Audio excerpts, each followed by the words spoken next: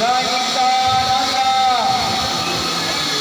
জয় জগদ্গুরু শিলপ্রভুপাদ কি, শ্রী শ্রী মায়াপুর নবদ্বীপ ধাম কি, জয় নিতাই গৌর প্রেমানন্দে হরি হরি বল। যারা দূরে দাঁড়িয়ে আছেন সামনে এগিয়ে আসুন। এই হচ্ছে মেন মন্দির, যার উচ্চতা হচ্ছে 350 ফুট, গ্রাউন্ড ফ্লোর থেকে সুদর্শন চক্র পর্যন্ত। বাইরের থেকে যে তিনটা চূড়া আমরা দেখতে পাই, পূর্ব দিকে রয়েছে নৃসিংহ ভগবানের মন্দির, আমরা এখন দাঁড়িয়ে রয়েছে, এটা হচ্ছে মেন মন্দির। পশ্চিম দিকে আরেকটি ডোম রয়েছে থিয়েটার ডোম, ওখানে থিয়েটারের মাধ্যমে সমস্ত সৃষ্টিতত্ত্ব দেখানো হবে। পশ্চিম দিকে সৃষ্টিতত্ত্ব। আর এই মেন মন্দিরের ভেতরে দেখুন 3টি সিংহাসন। বাঁদিক থেকে যে প্রথম সিংহাসন দেখছেন, ওখানে গুরু পরম্পরা বৈষ্ণব আচার্যগণকে স্থাপনা করা হবে, 16 গোস্বামীগণ। মাঝখানে থাকবে মহাপ্রভু পঞ্চতত্ত্ব, শ্রী চৈতন্য মহাপ্রভু, নিত্যানন্দ প্রভু, অদ্বৈত আচার্য ঠাকুর, গদাধর আর সুভাষ ঠাকুরজিকে মাঝখানে স্থাপনা করা হবে। আর ডান দিকে রাইট সাইড শ্রী শ্রী রাধা মাধব অষ্টসখীজিকে স্থাপনা করা হবে। রাধা মাধব অষ্টসখী রাইট সাইডে ডান দিকে। নতুন করে কোনো ভগবানের বিগ্রহ প্রতিষ্ঠা হবে না। পুরনো মন্দির থেকে ঠাকুরজি নতুন মন্দিরে শিফট হয়ে যাবেন। চেষ্টা চলছে 2026 সালে জানুয়ারি মাসে ওপেনিং হবে। পুরনো মন্দির থেকে রাধা মাধব এখানে চলে আসবে। আর first floor, second floor, third floor পর্যন্ত এক্সিবিশন তৈরি হবে। বৃহৎ ভাগবতমে যে গোপ কুমারের লীলা বর্ণনা করা রয়েছে, সে গোপকুমারের সমস্ত লীলা আপনারা এখানে উপরে উঠে ঘুরে ঘুরে দর্শন করতে পারবেন। থার্ড ফ্লোর পর্যন্ত খুব সুন্দর এক্সিবিশন তৈরি হবে। আর মাঝখান থেকে দেখুন, উপর থেকে একটি রশ্মি যে নেমে আসছে একদম মিডিল থেকে, ওখান থেকে একটি স্যান্ডেলিয়ার ঝুলানো থাকবে।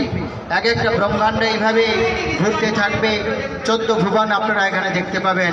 14 স্টেপ শ্রীমদ্ ভাগবতমে যে বর্ণনা আছে, 14 স্টেপ 14 ভুবন আপনারা এখানে দেখতে পাবেন। এক একটা ব্রহ্মাণ্ড এইভাবে ঘুরতে থাকবে।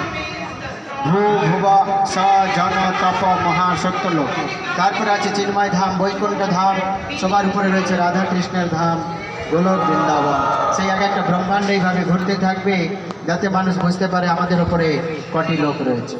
দেবতারা কোথায় থাকেন, শিবজি কোথায় থাকেন, ব্রহ্মাজি কোথায় থাকেন, ভগবান বিষ্ণু কোথায় থাকেন, ঋষিমুনি লোকেরা কোথায় থাকেন এবং রাধা কৃষ্ণ কোথায় থাকে, আপনি এখান থেকে পরিষ্কার বুঝতে পারবেন।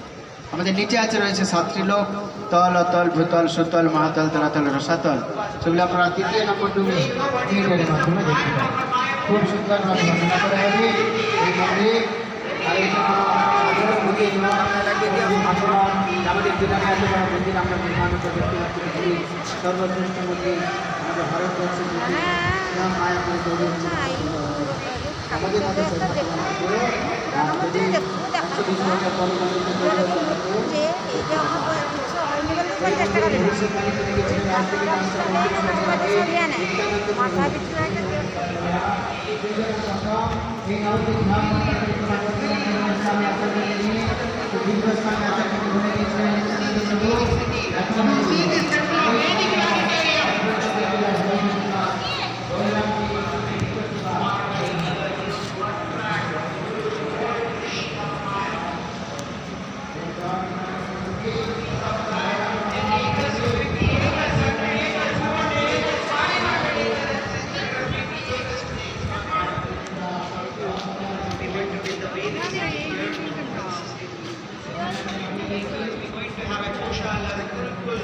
Vedic universities, Vedic colleges and sustainable communities, Varnashrama colleges, everything in this Vedic city.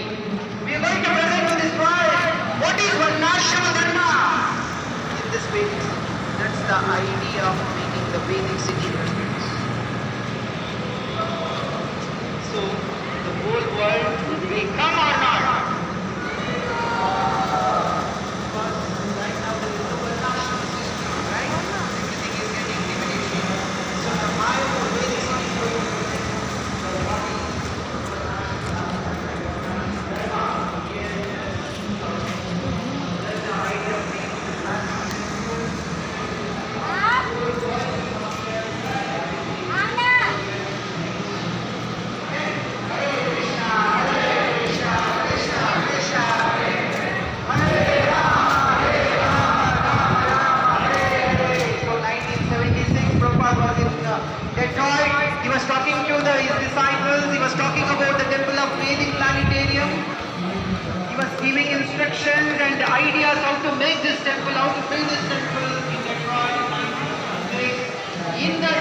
be one of his disciples, Ambarish Prabhu.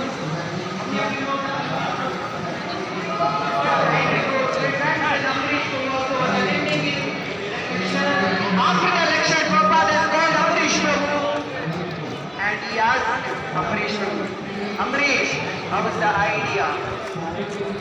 Ambarish Prabhu told, Prabhupada, the idea is amazing. What idea? Making the temple of Vedic planetarium in Mayapur is amazing. That's the answer from Ambarish Prabhu. Immediately Prabhupada told Ambarish Prabhu, you finance this temple. You fund this temple. You make this temple. That's the instruction was given to Ambarish Prabhu in 1976. So Ambarish Prabhu has received this instruction from Srila Prabhupada, and after 35 years, the project was started in 2009 in this place. The project was started in 2009.